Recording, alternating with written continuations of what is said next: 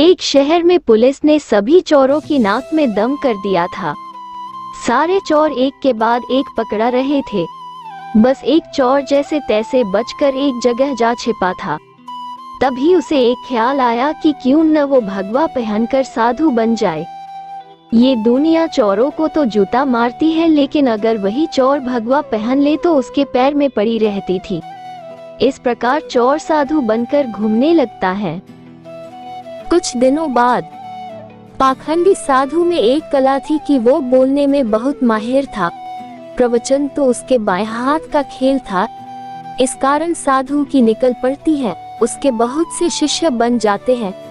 कई लोग उसके आगे पीछे घूमने लगते हैं। उसे मुफ्त में खाने को मिलने लगता है। बस उसे सांसारिक जीवन छूटने का डर रहता है।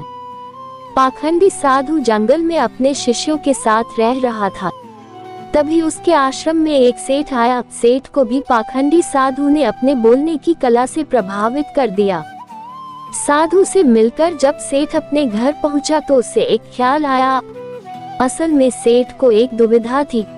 उसके पास बहुत सोना था जिसे चोरों के डर के कारण वो अपने घर में नहीं रख सकता था। उसने सोचा क्यों न ये सोना साधु के आश्रम में रख दिया जाए, क्योंकि साधु को कभी कोई मोह माया नहीं रहती।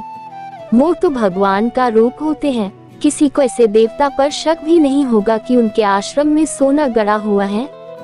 ऐसा सोचकर सेठ दूसरे दिन सोना लेकर पाखंडी साधु के आश्रम आता है और उससे पूरी बात बताता है।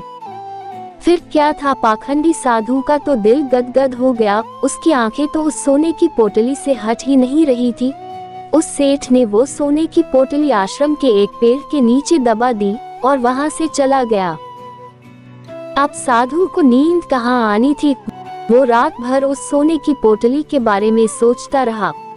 उसने सोचा अगर ये सोना मिल जाए तो जीवन तर जाएगा, सांसारिक सुख भी मिलेगा जो इस भगवा कपड़ों ने छीन लिया है।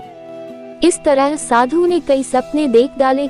दूसरी तरफ सेठ सोने को आश्रम में रख कर संतुष्ट होकर सो रहा था।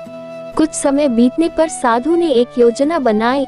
उसने सोचा कि वो इस सोने को लेकर चला जाएगा और सेठ को शक ना हो, इसलिए वो उसके घर जाकर जाने की बात कहेगा ताकि सेठ को ये ना लगे कि साधु सोना लेकर भागा है। अगले दिन साधु सेठ के घर जाता है। सेठ के पास एक व्यापारी बैठ रहता है। साधु को आता देख सेठ खुशी से झूम जाता है और कई पकवान बनाकर खिलाता है। साधु सेठ को अपने जाने की बात कहता है। इस पर सेठ दुखी होकर उसे रोकता है, लेकिन साधु कहता है कि वो एक सन्यासी है, किसी एक जगह नहीं रह सकता, उसे कई लोगों को मार्गदर्शन देना है। ऐसा कहकर साधु बाहर निकलता है और जानबूझकर सेठ के घर का एक तिनका उठा ले जाता है। थोड़ी देर बाद साधु वापस आता है, जिसे देख सेठ वापस आने का कारण पूछता है। तब साधु कहता है कि आपके घर का यह एक तिनका मेरी धोती में लटक कर मेरे साथ जा रहा था, वही लौटाने आया हूँ। सेठ हाथ जोड़ कहता है इसकी क्या जरूरत थी। तब साधु कहता है इस संसार की किसी वस्तु पर साधु का कोई हक नहीं है। फिर अपनी बातों से वो सेठ को मोहित कर देता है और वहाँ से निकल जाता है। ये सब घटना सेठ के पास बैठा व्यापारी देखता है और सेठ से पूछता है कि कौन है ये साधु। तब सेठ उसे पूरी बात बताता है, जिसे सुनकर व्यापारी जोर जोर से हंसने लगता है। सेठ हंसने का कारण पूछता है। तब व्यापारी उसे कहता है तुम मूर्ख हो, वो पाखंडी तुम्हें लूट के ले गया।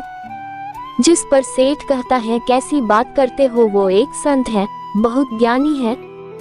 व्यापारी कहता है अगर तुम्हें अपना सोना बचाना है तो उस जगह चलो जहाँ सोना दबाया था।